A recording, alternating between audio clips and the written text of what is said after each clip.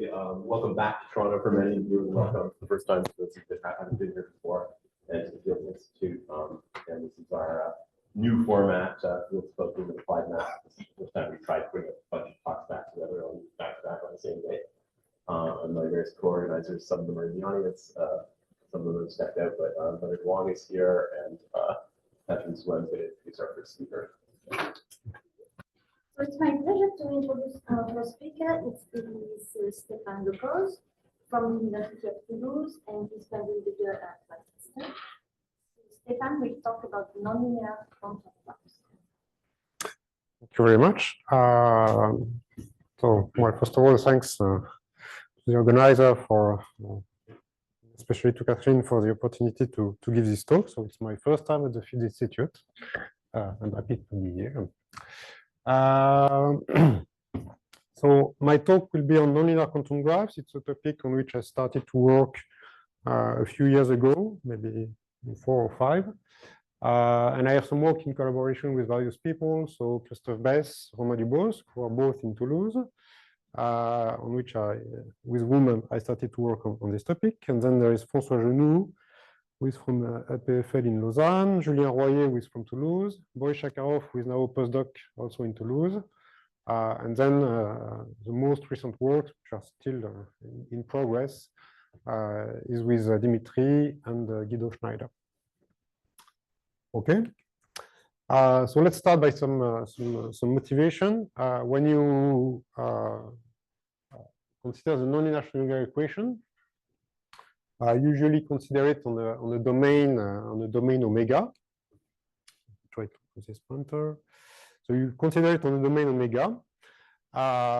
So this nonlinear Schrödinger equation is a popular model in physics. So the most common examples are Bose-Einstein condensates and nonlinear optics. Books have been written about them, and in particular, there is a famous book by Catherine. In many physical situations, the domain omega on which you are considering your nonlinear Schrödinger equation, it's a domain which is essentially one-dimensional. One typical example would be Y junctions, so where your domain has this kind of shape. But you have also many other examples that you can find in physics. Let me give you another one. So you have this so-called H junctions, which have this type of shape. So since you have domains which are essentially one-dimensional, apart from a situation where you have some crossing, it's relatively reasonable to try to simplify this model to one-dimensional models.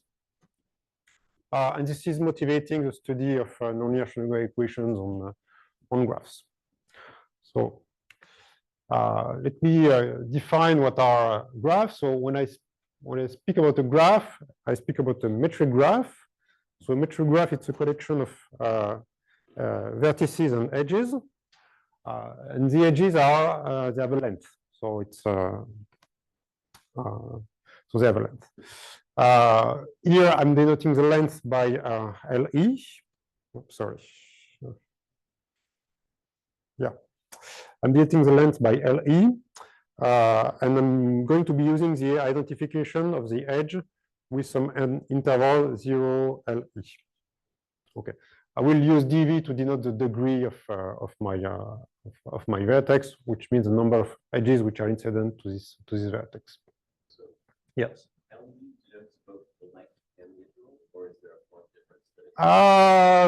Yeah. So I'm sorry. It's so IE is the interval, and LE, and unfortunately with this font you cannot distinguish them. Sorry about that. Okay. In the rest of this talk, unless I specify it, I will assume that G is a metric graph with a finite number of edges, and at least one of these edges has an infinite length. So there are typical examples. The simplest example would be a line segment. Well, this is a specific type of graph. Sorry. not semi-infinite. Yes, but yeah, I'm specifying something which is not semi-infinite. I'm giving a few starting examples. I will work on situations where I have also with graphs which are not respecting this assumption. Okay. Another example that you can have is the loop graph. And this would correspond to in the literature to a situation where you are working on an interval with periodic boundary conditions. You can have what you obtain when you pass to the limit of a small length in this shape, so a star graph with 3 branches. And then you can imagine many, well, you have all the possible zoology of graphs. So one popular model is the tadpole graph, which is one loop and an edge. You have the dumbbell graph, which is made of 2 loops, which are linked by an edge, and many other possibilities. Okay. So now that we have graphs, let's define functions on the graph. So by a function on the graph, I will simply, what I call function on the graph is simply a collection of functions on each of the edges. I can define function spaces on the graph. The Lebesgue spaces are given by this definition. It would be the canonical definition where you just simply take the direct sum of all LP spaces for each of the edges. And I'm also going to take a similar definition for Sobolev spaces, where I'm taking the direct sum of all Sobolev spaces on each of the edges. Note that here, it's not completely obvious that this is a correct definition, because I'm not imposing any compatibility condition on the edges. So if I use this kind of definition for Sobolev spaces, I'm losing, for example, the fact that when I have a function which is in H1 in 1D, it's going to be continuous. Here, a function which is H1 on a graph is not necessarily continuous at the vertices. Okay. So since I have a function which is not continuous at the vertices, I have a function which is multi-valued at the vertices, and I'm going to denote by psi of v, the vector which is made of all possible values at the vertex. And I'm using the same notation for the derivative. So psi prime of v is the vector of all possible values for the derivative, depending on the edge from which you are coming from. Yes. Yes. Yes. K is the number of derivatives.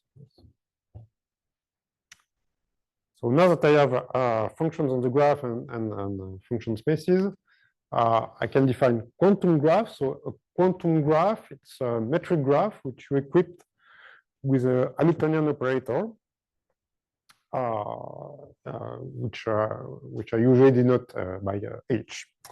There are many references on quantum graphs. The one that I'm using the most is the one by Berkolaico and Kuchment. Okay.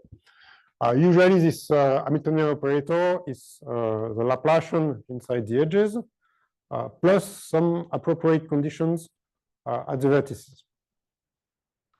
The condition at the vertices can be described in the following way. So you take 2 matrices A and B, and you request that this identity is satisfied. So A times the vector of values of psi at the vertex plus B times the vector of values of psi prime at the vertex is equal to 0. Then the domain of this operator H is going to be simply the set of psi which are H2 of the graph and which satisfies this relation. Given like that, the operator H, even if it is a Laplacian, is not necessarily self-adjoint. But if you assume some additional assumption on A and B, then the operator is going to be self-adjoint. So typically A and B has to be symmetric, and they have to not symmetric. They have to be when you concatenate A and B, they have to be a full rank, and a few other conditions. And this is going to give you self-adjointness. Here, I'm always going to assume that I have a self-adjoint operator. And if I don't specify the type of condition that I'm using, it means that I'm going to use Kirchhoff-Neumann condition at the vertices. And I'm going to tell you what are Kirchhoff-Neumann conditions. So they are called Kirchhoff conditions by analogy with Kirchhoff's law in electricity. And they amount to assuming that your function psi is continuous at the vertex. So there is only one possible value.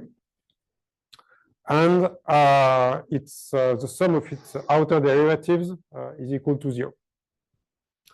In terms of matrices A and B, this corresponds to having a matrix A, which is 1 on the diagonal, except for the last item, which is 0, and then -1 on the upper diagonal, and 0 elsewhere. And for the matrix B, it's going to be given by this matrix where you have zeros everywhere, except on the last line, where you have a line of 1. Okay, so these are the typical conditions when you work on quantum graphs. So usually what people do is that if they work on generic graphs, like this one, for example, they are going to use these Kirchhoff-Neumann conditions. Now, if they want to focus more on what's happening at the vertex, you are going to work mostly on star graphs, but then you are going to allow yourself to have more generic vertex conditions. And one typical vertex condition that you can add is the delta condition. Delta condition, it's more or less the same as for the Kirchhoff-Neumann condition. You request continuity at the vertex, but then for the sum of the outer derivative, it's not equal to 0 anymore. It's going to be proportional to the value of the function at the vertex. In terms of matrices A and B, you have exactly the same matrices, except that this coordinate here in the matrix is now different from 0. Okay. Why do we call that delta conditions? Well, this appears when you consider the quadratic form which is associated to your operator. So this quadratic form, it's given by this expression. I'm going to denote by h1 of d the domain of Q, and when I consider Kirchhoff conditions or delta vertex condition, h1 of d, it's simply the set of functions which are in h1 and which are continuous at the vertices. And still for Kirchhoff and delta vertex conditions, the quadratic form that I'm going to have is this quadratic form. So I have simply the sum of the norm of the derivatives in L2. And if I have delta vertex condition, I also have a weight which corresponds to the value of the function at the vertex to the power 2. Okay.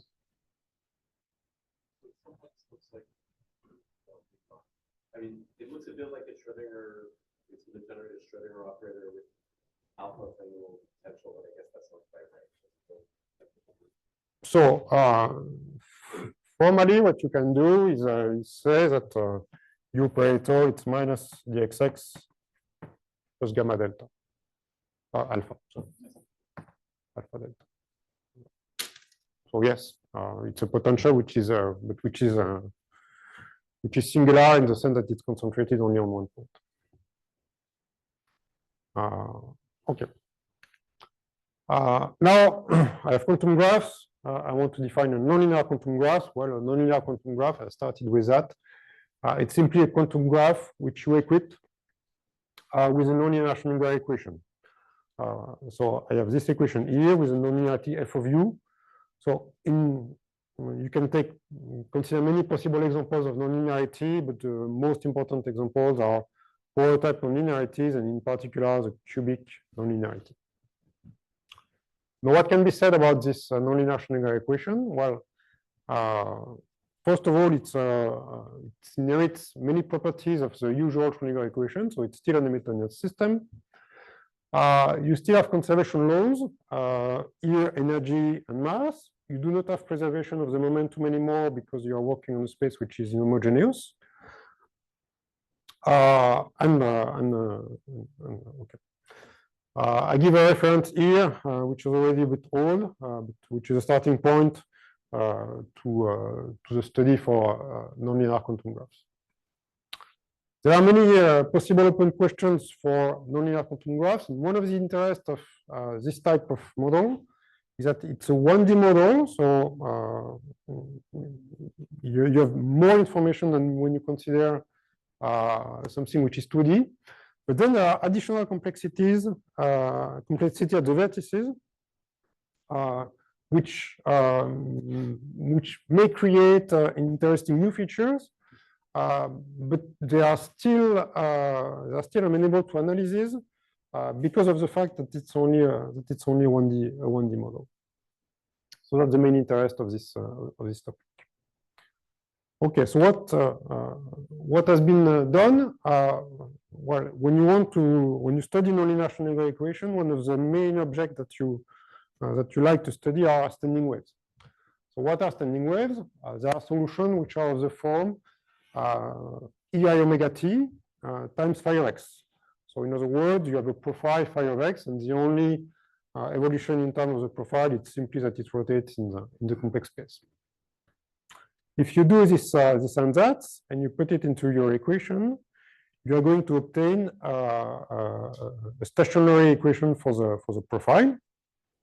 And one of the main questions is, well, can we find solution to this stationary equation? Do we have existence of solution? Can we classify them? When you are on the line, so not really a graph. Everything is known.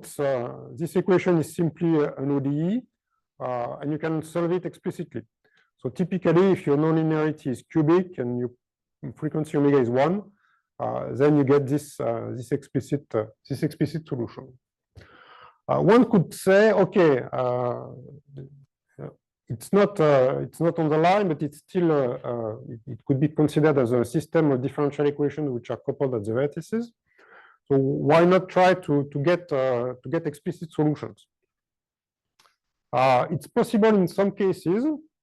So if you have a star graph, so type of graph which is here, then you still have some hope. Well, you are still able to construct an explicit solution. And the way you construct it is relatively simple.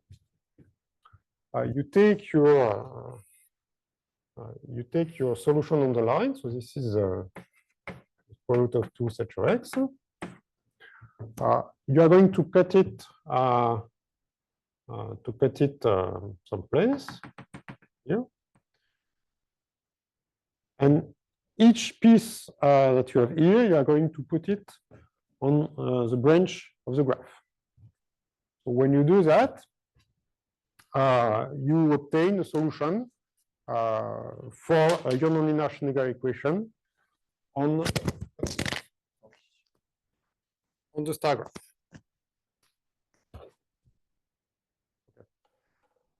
That is possible on the star graph. Now, if you are working with graphs which are more complicated, then things it's not possible anymore to find explicit solutions. So you have to find another strategy to obtain solutions for your standing wave equation. What people have been doing is to use a variational approach.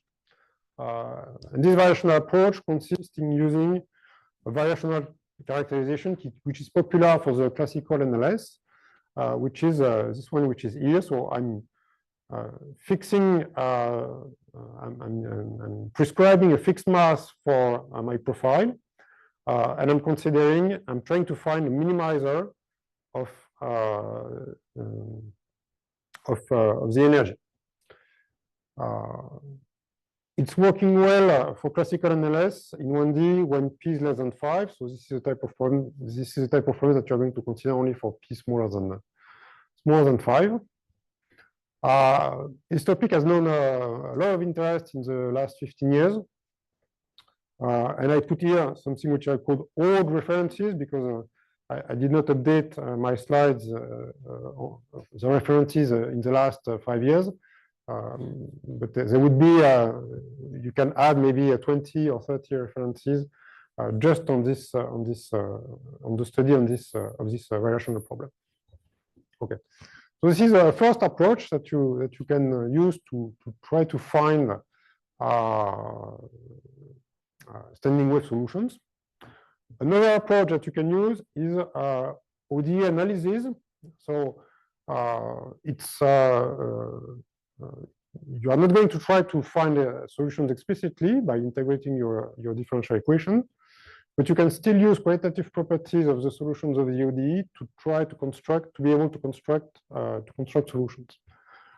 Typically, in this setting, the Perret function is going to play a crucial role, and there are several papers of Dimitri which are on this topic. Okay. I have the most recent survey that I'm aware of on the standing wave topic. It's a survey which is by Adil Bekkarajan, which was a postdoc here, Diego Noya and Dimitri. And it's a survey which already 122 references, and well, it's been 3 years, and yeah, you can have many more references on the topic. Okay.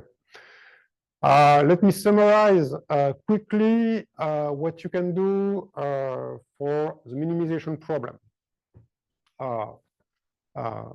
So for the minimization problem, one of the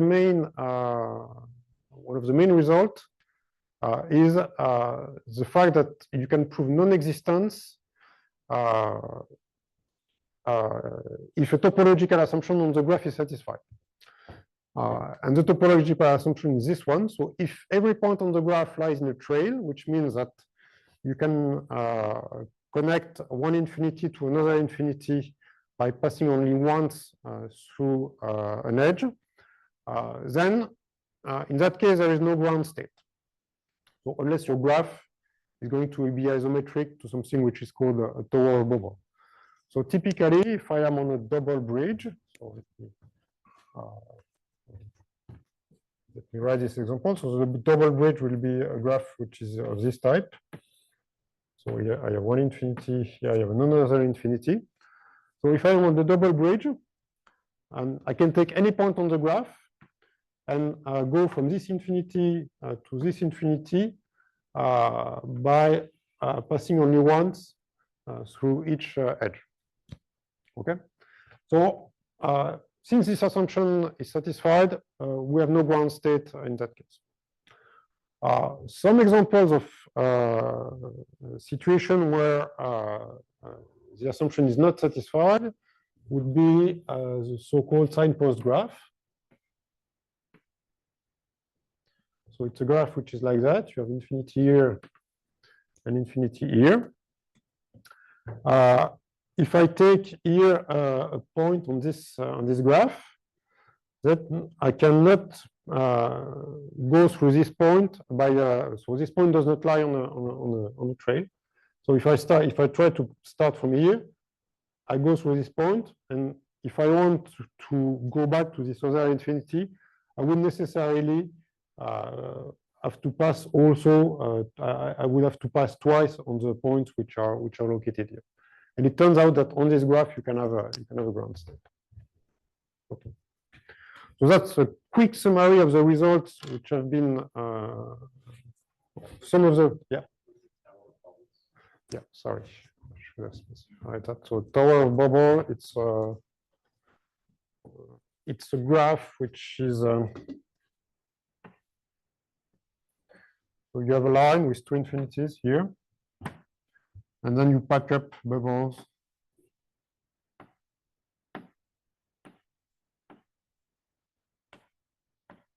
I guess. And the reason why you have so this does not satisfy the this does not satisfy this setup. Sorry. Yeah. The assumption, however, you still have a ground state on this on this tower of bubble because you can unfold it. You can unfold it in on a line, and you have a ground state on the line. So, if I let's say I just have one bubble, I can split the thing here, and then elongate it, and I would have the line, and we know that on the line we have a ground state. Okay. So when you talk about attractive delta or delta prime interactions, Yeah. attractive just means that alpha is negative or what? Yes, exactly. Yes.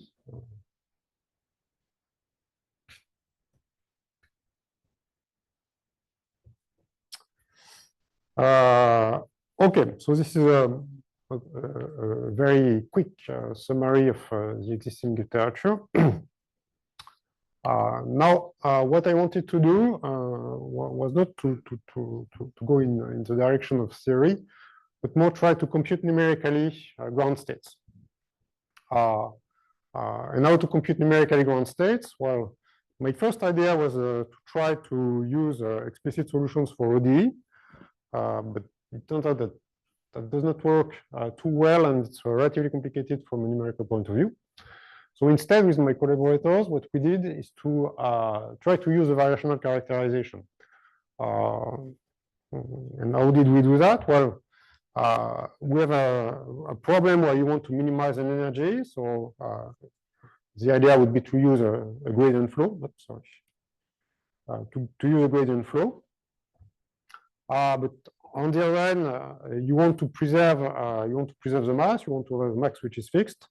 So to obtain a flow which has these properties, and you take this gradient flow, you project it on the sphere of constant L2 norm, and what you get is this flow which you have here, which I call the continuous normalized gradient flow.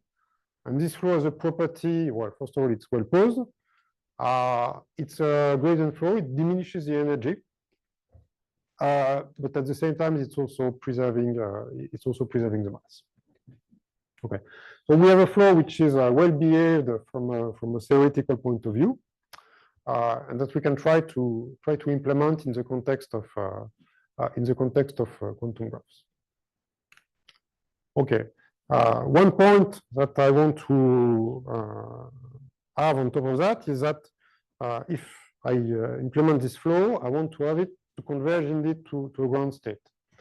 So the result that we have obtained in this context was the following result. So I start with a ground state, and I want to see the behavior of the solution, which is close to this ground state. So it's going to be a local result. So to have the behavior of this solution, I'm going to decompose it orthogonally in one in the direction of the ground state, and another one perpendicular to the ground state. This is going to give me two different flows. So, and in particular, orthogonal to the ground state, I'm going to have this flow which is here, and this flow it's going to be decomposed into one linear part and one nonlinear part, which is going to be negligible. Because I'm close to the ground state, so W is supposed to be small. And I will have this operator L plus, which is going to appear. And this operator L plus, for those who are familiar with Schrödinger equation, it's a usual L plus that we have, which is this operator here, which is a linearized operator around the ground state. And it turns out that this linearized operator around the ground state, when you have a ground state, it's very common to be able to prove that this operator is coercive on the orthogonal on the ground state, which is the case for W. Omega is the frequency; it's the exponential I omega t in my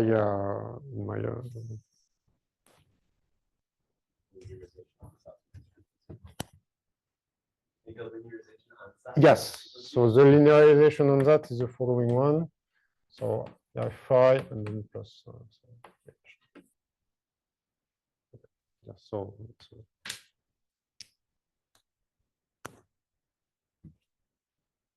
okay. Since I have this coercivity property, I will be able to prove that the flow is going to be exponentially decreasing to the flow is going to be exponentially decreasing to the ground state. So,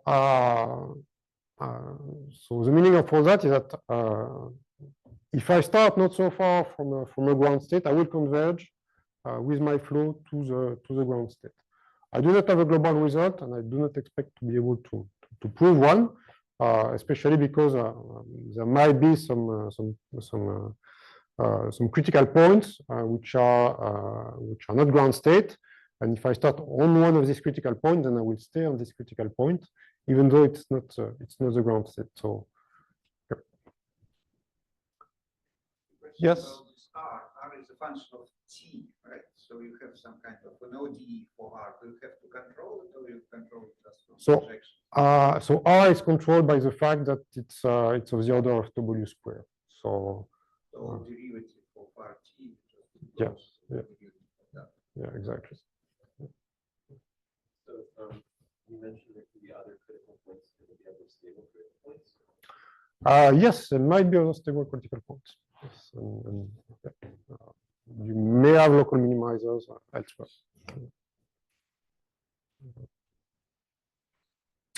Okay.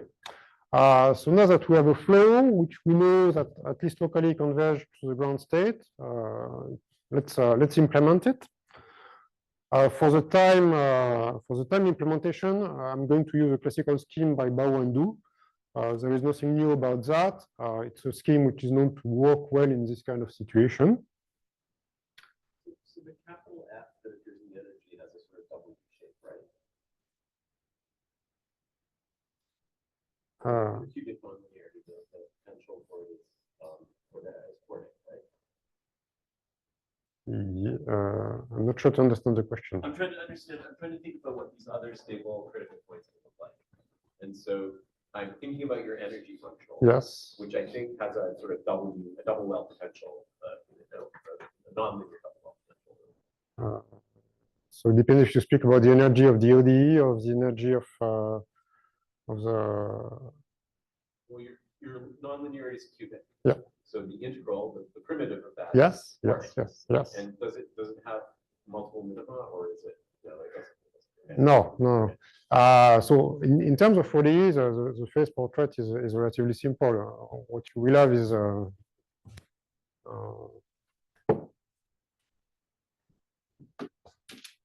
so if I look at the ODE, let's say phi prime, I'm going to have this kind of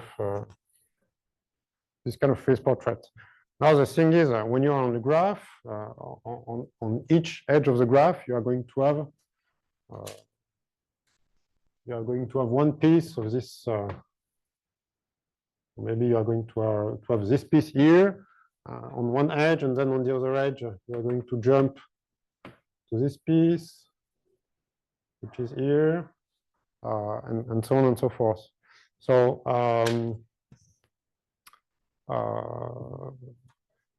sorry, in this phase portrait, just on the line, the ground state is the so the ground state, yes, it's this shape here, this one. Yes. Yeah, the homoclinic orbit is this one. Yeah.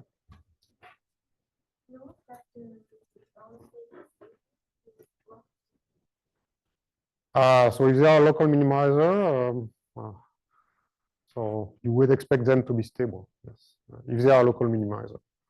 And then in some cases where Dimitri has some results on that, where he proved that he is able to construct in some limit a state states which are concentrating on one edge and which are expected to be local minimizers.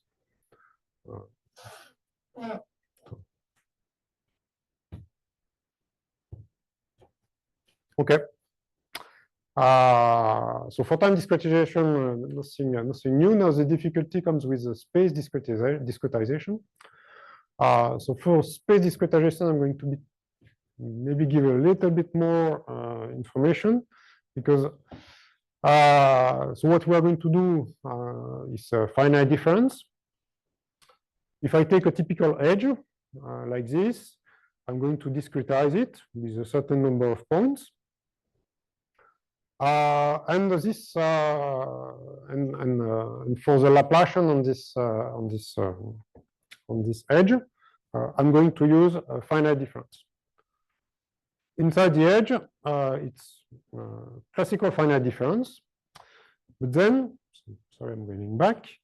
When I'm close to the so if I want to have the Laplacian on this point here, I will use this value in the finite difference formula, but I will also use the value of the function on the vertex. Now the difficulty is that my Laplacian, it's second derivative on the edges, but then on the vertex I have additional, I have compatibility conditions. So we will need to take these compatibility conditions into account to make my numerics work. The way you do that is you use these compatibility conditions, which are written here with these two matrices A and V. You discretize the value. You discretize this derivative. This is going to give you a linear system, and with this linear system, you are going to express the value of the function at the vertex using the value of the function with on the edges, but on all the edges which are incident to the vertex, not only on the edge where you are considering your Laplacian. So you do that, and you are going to replace this value here, which will be the value of the function at the vertex if k is equal to 1, with the value that you have obtained from this equation which you have discretized. Okay. You can imagine that this is something which is relatively complicated to do. For each type of graph, you would have to think again and try again to do another type of to construct a new matrix for your Laplacian. So what we did with my colleagues Christophe Bess and Remy Dubos was to construct a Python library which is going to allow you to do that for any kind of graph. So you just give the description of the graph to your computer, and then the computer is going to return you your Laplacian matrix so that you can do some simulation. So let me show you the library. So hopefully this is going to work.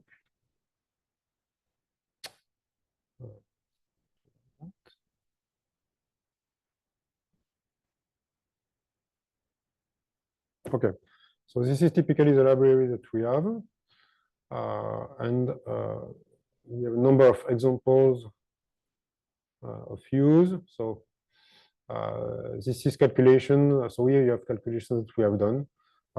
So and the only thing that you do when you want to use the library. So let me show you the notebook with the examples which are from our article. So you import so you import everything, in particular the library, and then in this cell 2 you have the description of the graph. So I'm just going to give the graph as a list. I'm giving the vertices. This is going to be the edge which is connecting O to A, and I'm going the length. I'm giving the length of this edge. And then starting from that, I can create my graph. And to describe the function on the graph, the only thing that I'm going to do is to describe the function on each of the edges. Okay. And when I do that, this is the kind of picture that I'm going to obtain. So here I have O, A, C, B. So this is giving me the graph with a complete description. Well, this just by this.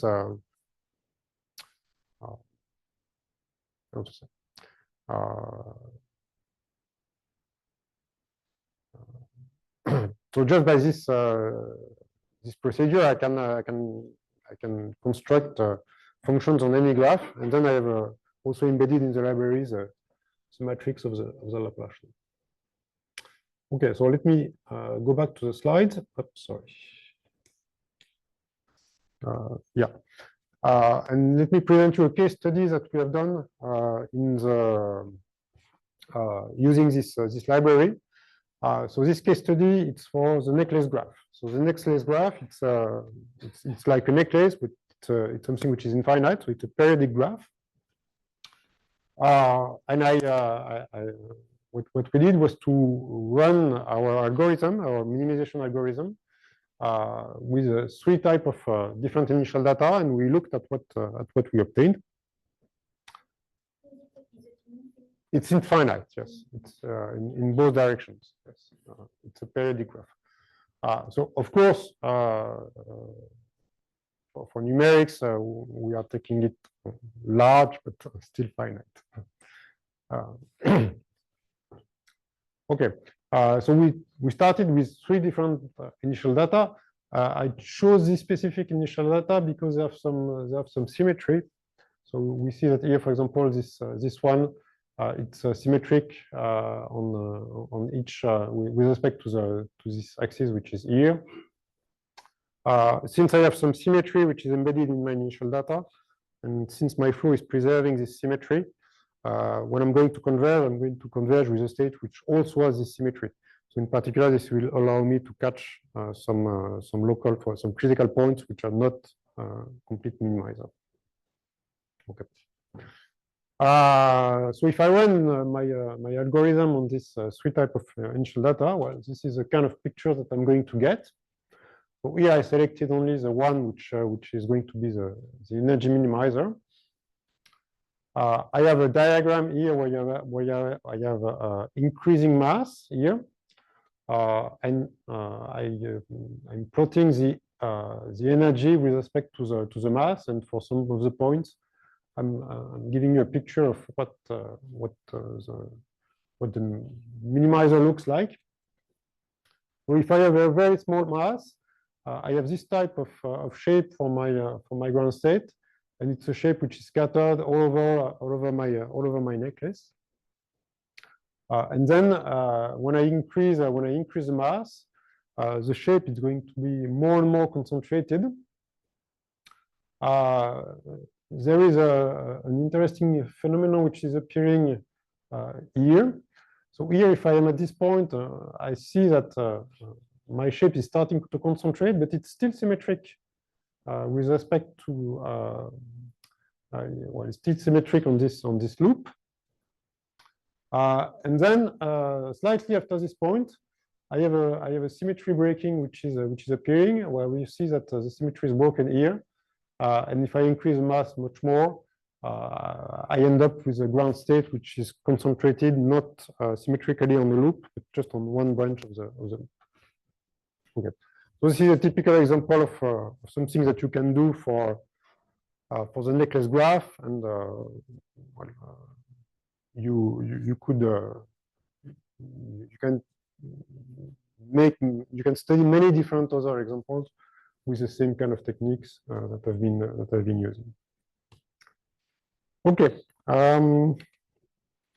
so now I'm supposed to stop in 5 minutes, something like that.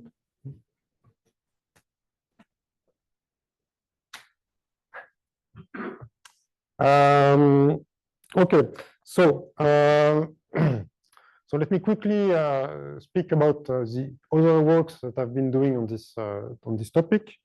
One of the work that I've been in, so the previous work, the work that I presented was numerical. The others are only theoretical. One of the questions that I've been interested in is the question of blowing up solutions on the graph. So on the line, there is a huge literature on the topic, and in particular in the case where you have this power type of nonlinearity, you know that if your nonlinearity is not too strong, then you have global well posedness. All solutions are global. If it's sufficiently strong, then you have existence of a blowing up solution for any kind of mass. And if you are at the threshold, which is p equal to 5, then you will have global well posedness for small mass. And then at the threshold, you will have existence of an explicit blowing up solution. And one of the classical questions on this equation is can we prove that in the absence of symmetry? Because the existence of a blowing up solution at the threshold is given by the fact that we have a pseudo-conformal invariance for this equation. Now, if you destroy the pseudo-conformal invariance by introducing any kind of inhomogeneity, and for example, by working on the graph, then you destroy the invariance, and you cannot construct your blow-up solution anymore. So it's a historical question, and we have been able, with my colleagues, François Genoux and Julien Royer, to prove that when you are on a star graph, so we focused on a star graph, and we wanted to have a solution which is blowing up at the vertex, we have been able to construct a solution which is blowing up at the vertex, and which is at the threshold between global existence and blow up. One specificity of the solution that we have constructed is that the solution has this particular blow-up speed, which is a blow-up speed which is intermediate between the pseudo-conformal blow-up speed and the log-log blow-up speed. And another key point of this construction that we have here, it's that here I stated the solution with which has value in H1. But actually, the solution has more than value in H1. It has values in the domain of the graph, and this is creating a lot of difficulties when we do the construction. Okay, so this is one of the results that I've been obtaining. Another question that I've been interested in recently is the question of how much going from this type of model to graphs is justified from a mathematical point of view. So usually in the physics paper, the passage from this to a graph is very quick. And I was wondering, okay, can we really prove that the nonlinear Schrödinger model on this graph is close to the on this domain is close to the Schrödinger model on the star graph? It's actually a topic which has not been much explored. And what we started to do with my collaborator Boris Shakarov was to consider the problem, the simplest problem that we could think of, which would not be reduction of a strip to a line. So what we did was to consider a strip, which is a fractured strip. So we put a delta potential on this line here, and we tried to understand if we can go from this strip to a situation where we have a line with a delta on one point. Okay. L is the width of the strip. Yes.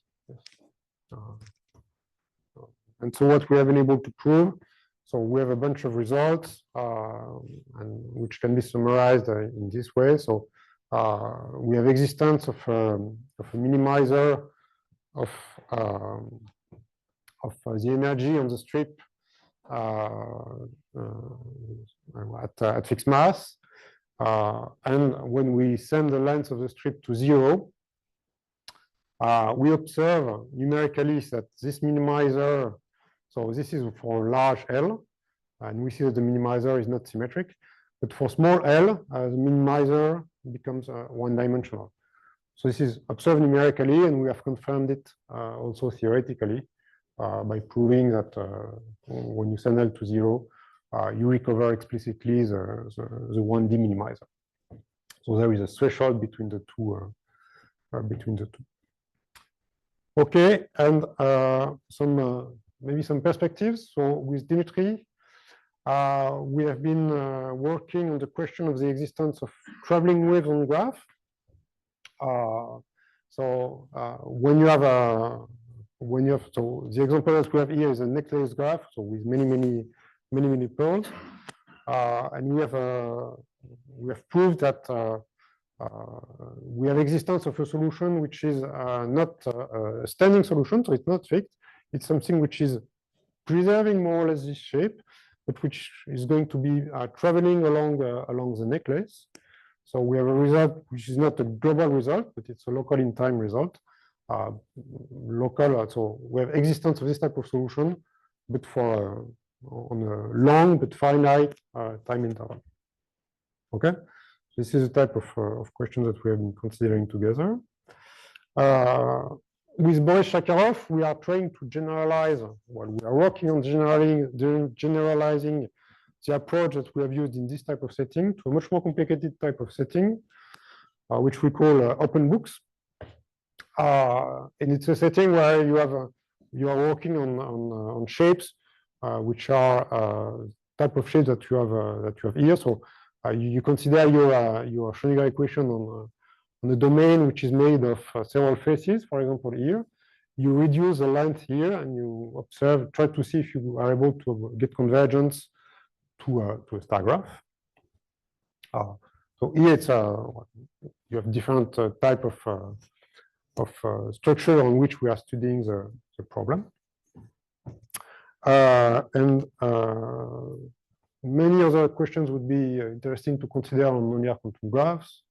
So I just pointed out a few of them: classification of positive states, analysis of nodal states. Many things have been done from the stationary point of view, but so far there are relatively few results for the temporal evolution. So you could consider, try to study scattering, try to study asymptotic stability. The nonlinear Schrödinger equation is the one which has been the most studied on graphs. There are a few works on KDV and nonlinear Klein-Gordon equation, but not too many. It would be interesting to see what's happening for this equation. And I thank you for your attention. Oh, sorry.